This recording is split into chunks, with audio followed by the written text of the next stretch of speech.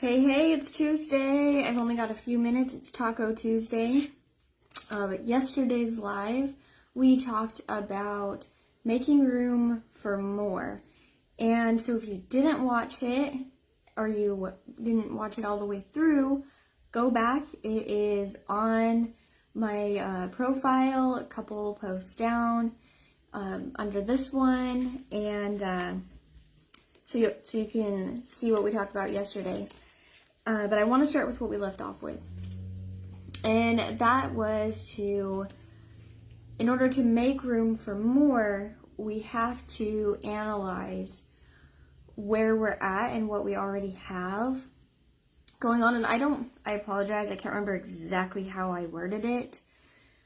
And Facebook won't let me watch it. It's the saddest thing, I can't watch my own Facebook Live.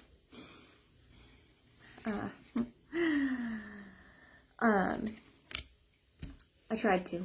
So, once you've done a journaling exercise of how to identify or what exactly isn't working in your life, what is cluttering up your space, whether mentally, emotionally, physically, whatever it is, then we can start working towards how to remove some things so that we can bring in things that are more in alignment with who we are and how we want to actually live our lives. I've got my motivation manifesto for today. I want to read it real quick before we get into it. And it says, "We have forgotten that the natural foe to life is not a distant death, but a present in the moment detachment from living." And when we're in that cluttered space, so to speak, and we don't have room for more, then we just kind of start moving away from ourselves, away from a life filled with joy and vibrancy and aliveness. And so I love the perspective of that the natural enemy of life isn't death, it's living life detached from being present in those experiences as we go through them.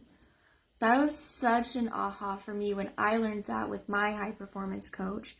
And these motivation manifesto cards for me serve more as a reminder of what I learned in high performance coaching and what I'm continuing to learn how to implement and exemplify in a beautiful, energetic, holistic, spiritual way. So how do we, now that we know maybe some of the things that aren't working, remove them and replace them with new things? I'm going to give you an example that is relevant in my life, and it may spark some things for you if you're struggling with identifying and working through this process.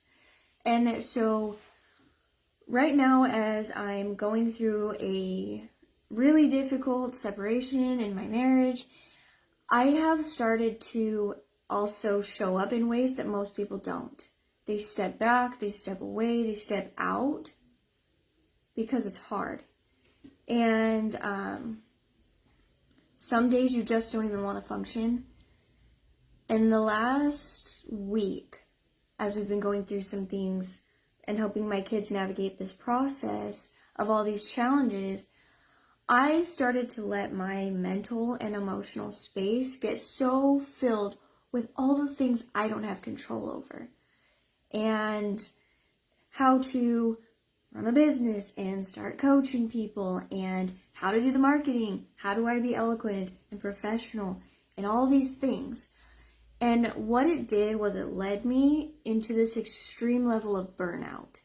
So today, as I recognized yesterday why I was responding the way I was, and how it was affecting my ability to be present, to have joy, to show up presently for my kids and myself in any healthy capacity at all, what I did today was I just quickly journaled out all the things all the limiting beliefs that I had. You're paying a babysitter so you can work on income producing activities. You're paying a babysitter so you can work.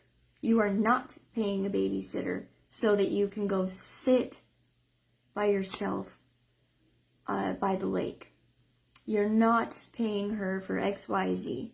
You need to stay focused. And then once I could see why I wasn't giving myself any room for me, and that's what I needed at the core of everything, I was able to then remove those beliefs. You know what? Paying a babysitter and then spending an hour just sitting and doing nothing, that is productive. That does make me a better leader. That does make me a better business owner. That makes me a better mom. So I did that today. I went to the lake. I spent some time really just sitting in nature. I did a video of some of the challenges that I'm having and the mindset things going on internally at a high level that just aren't cool to talk about. And I just let it all out. And then I was able to move forward from that because I was releasing things in my environment, internally and externally. I made room for more of what I really wanted.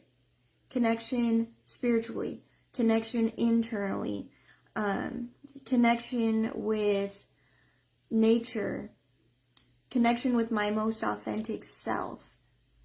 I gave myself permission to invite those things in by letting some things out.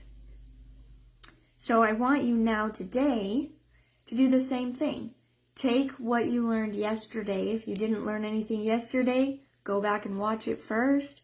And then today, start being consciously aware of what you want to bring in so that tomorrow we can talk about how to start taking action on those things.